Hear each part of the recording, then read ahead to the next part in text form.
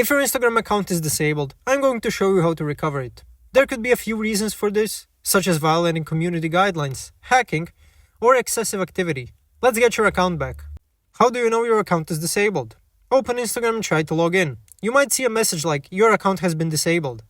If you see an option to learn more or cancel, click on it. If the account was disabled due to a minor issue or hacking, you can appeal.